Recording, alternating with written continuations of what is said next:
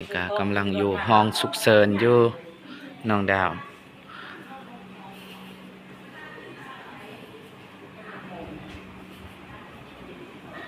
นี่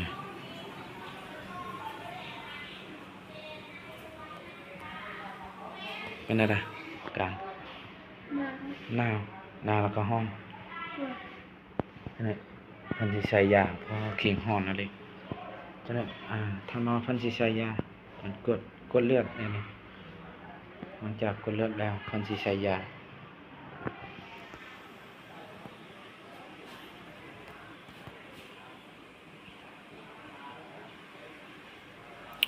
จะได้พนึงเปิดภาพมาบัดนี้กะอยู่บอนที่เฮ็ดเวียกบอนคนอึดกัดสบายดีเด้อสบายดีและสวัสดีพ่อแม่พี่น้องFCเมิร์ดทุกคนบ่ว่าอยู่ในและก็ต่างประเทศก็ยินดีต้อนรับเข้าสู่ช่องบ่าวบุญคงคือเก่าบ่ได้อยู่เพื่อนแล้วพี่น้อง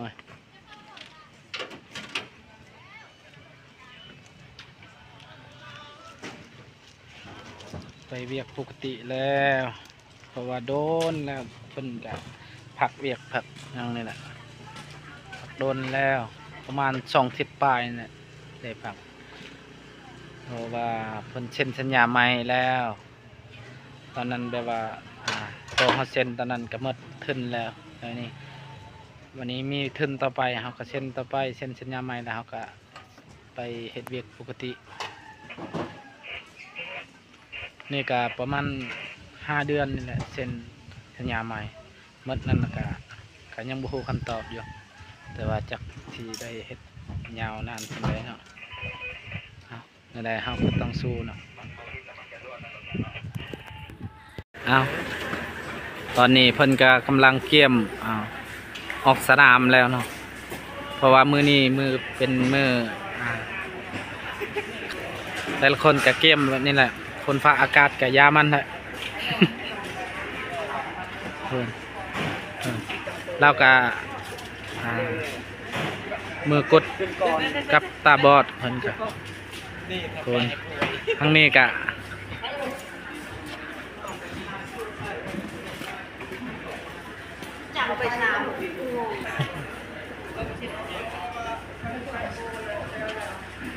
นี่เห็นผู้นี้แห้งคักนี่แลมโบเลยนี่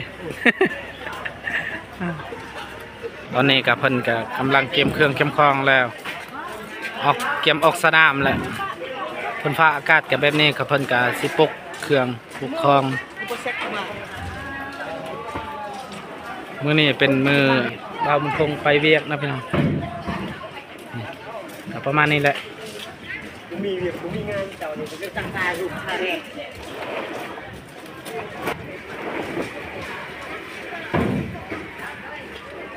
นี่เสร็จเดี๋ยวนี้ก็มาแตะหมดเราพิมพ์ไปจืดนี่มาทางนี้กับทีมเขาเองนะนี่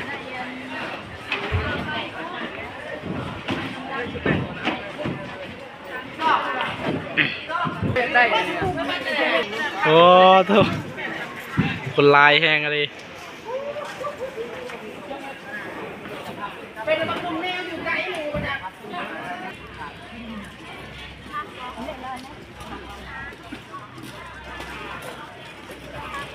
เกมแล้ว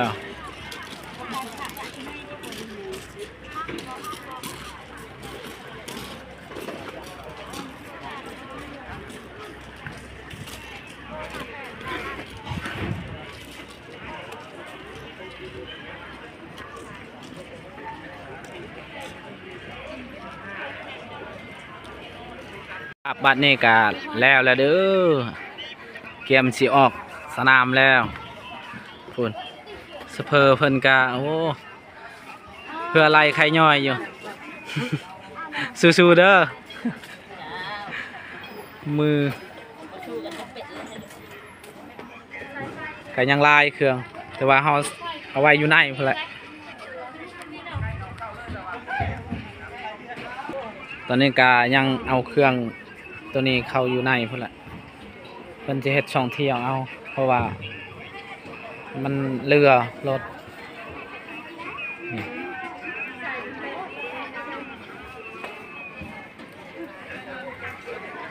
โอ้เพิ่นก็กำลังเตรียมเอาเครื่องขึ้นไปกะลาย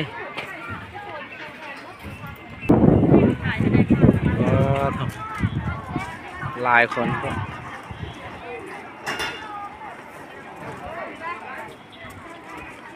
กำลังเกี่ยมเครื่องออกสนามแล้วประมาณนี้แหละมือทำอิฐเอาไปเฮ็ดเบียกกะลายเพิ่นกะเกี่ยมเครื่องเกี่ยมคองออกสนามนี่แหละ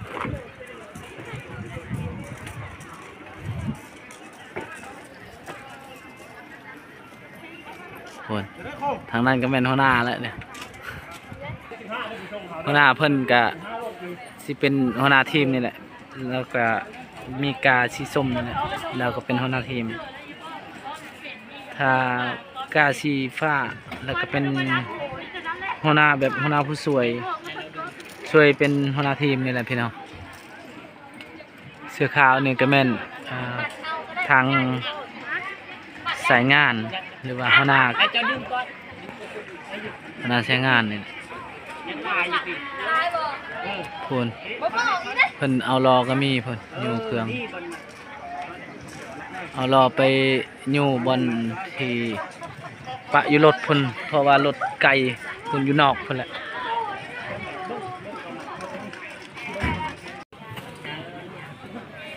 สานบอเด้อนี่สานบอคนงาม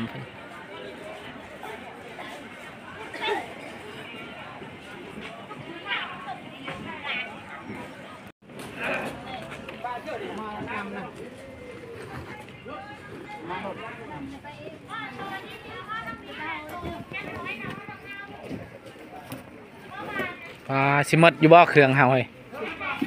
ยังลายเนาะสบายดีเด้อสบายดีเป็นอะไรมือแรกนี่มือแรกยังไม่เมื่อยในน้อยนึงซื้อน้ำกันนี่แหละ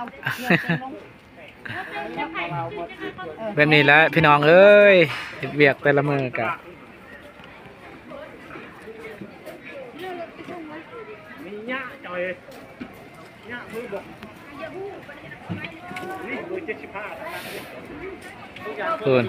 ทางนั้นกายกำลังเมียนเครื่องเมียนคล้อง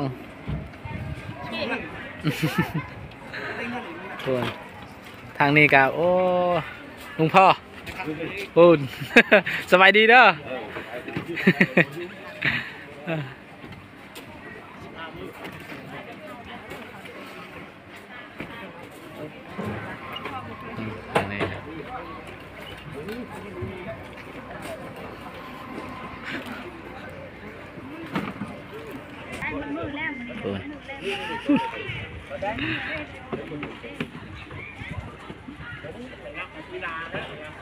นั่นเลย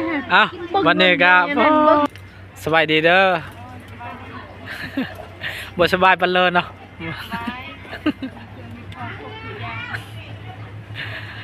เป็นอะไรมือครั้งแรกเห็ดเวียกเดือนนี้ม่วนบ่ได้เมื่อยอีกทีตัวโดยเท่าว่าผู้ใดได้ผู้บ่าวได้ตั้งได้ล้วนมองผู้บ่าวคุณกำลังเต็มแล้ววันนี้เต้นกากำลังสิเดินทางไปเพิ่น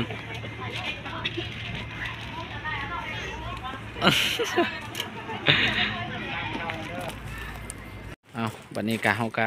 สีขี่รถตัวนี้แหละไปรถตัวนั้นกะเต็มเครื่องขี่บไรแม่นแหละเครื่องเต็มรถคันนั้นเอามาต่อรถคันนี้อีกวันนี้รถคันนี้แบบว่าไปชงพนักงานโดยเฉพาะ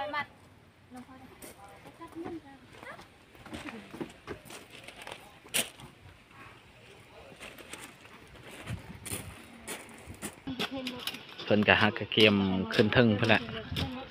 ปะกระตุกน้ำมันนั่นแหละปะอยู่เทิงเพราะว่าทางลุ่มนี่กะพนักงาน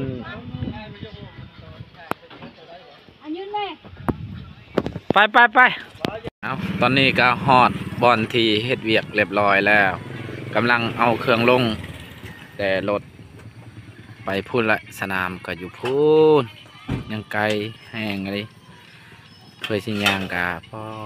รถเพราะว่ารถไปบ่ได้นี่ทางนี้เขาเจ้าบ่ให้เที่ยวเอาสบายดีเด้อสบายดีตอนเสาร์ๆพี่น้องเวลา6 โมงเสาร์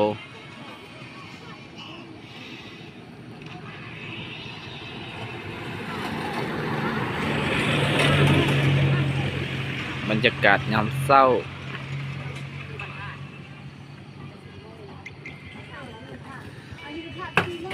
ไปเวียกกาประมาณนี้แหละ6 โมง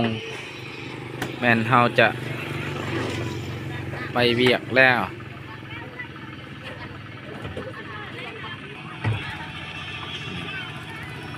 กำลังเอาเครื่องรถ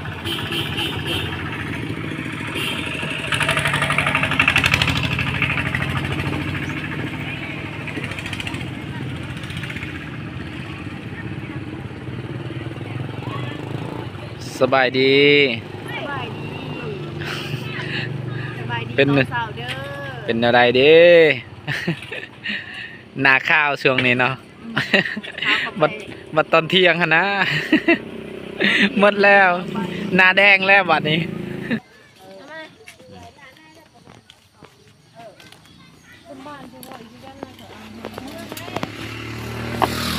มาเวียกคือเก่า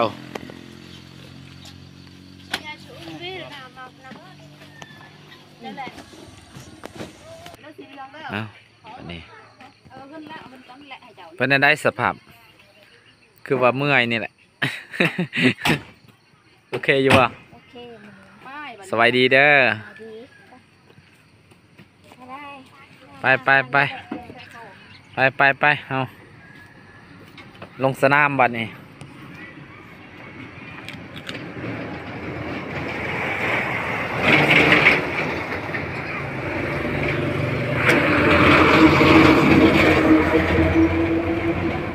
ไปลงสนามบัดนี้ยังเนี่ยยางอีไทยเดยเลยหมดเด้ไปเมื่อนี้ก็ตัดหญ้าคือเก่าพี่น้องเอ้ยเนาะ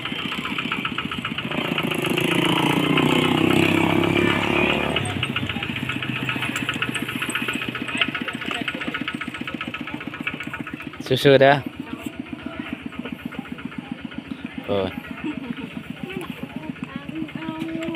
ไป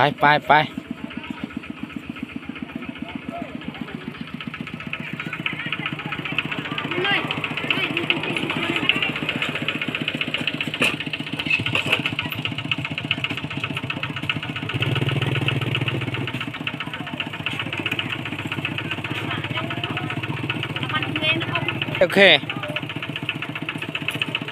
ไป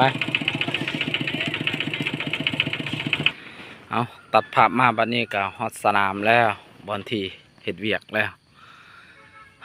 เมื่อย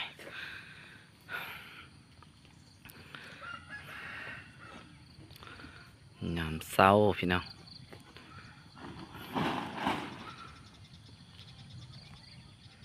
โอ้ยเพิ่นก็เกียมสิลงแล้วถ้าฮอดโมงจะหน่อยก็สิลงฮอดโมงก็ประมาณ7 โมงไป10ก็เริ่มเฮ็ดเวียกแล้วเนี่ยก็ยังบ่ฮอด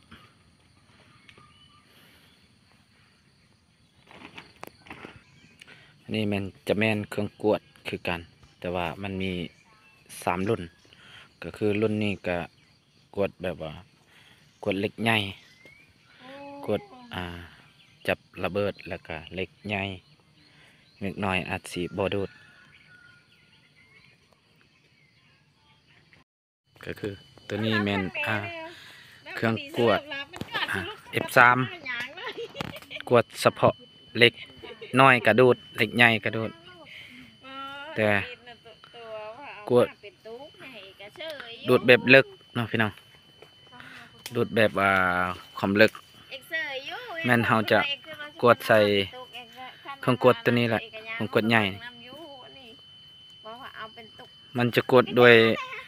มันจะดูดโดยเฉพาะเหล็กกับระเบิด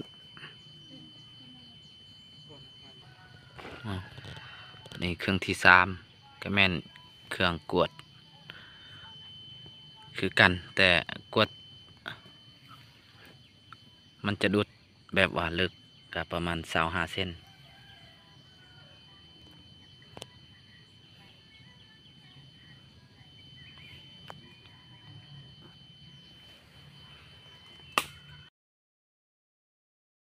อันนี้ก็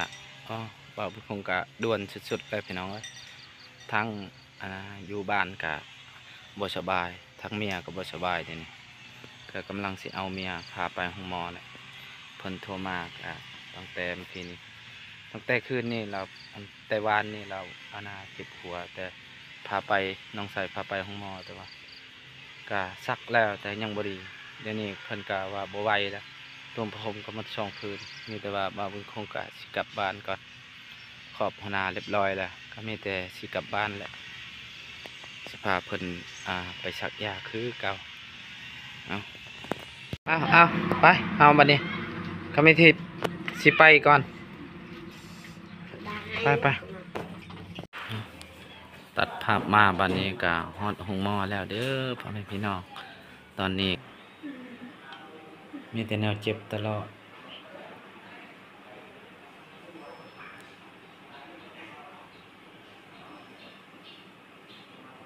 เมื่อวานนี่คือว่าเจ้าพาใส่ไปอะไรบอกไป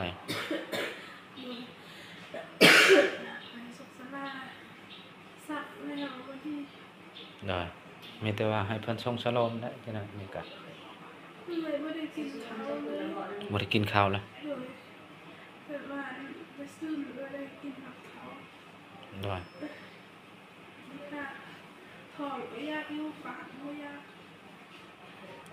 แต่ว่านี่เพิ่นเจ็บ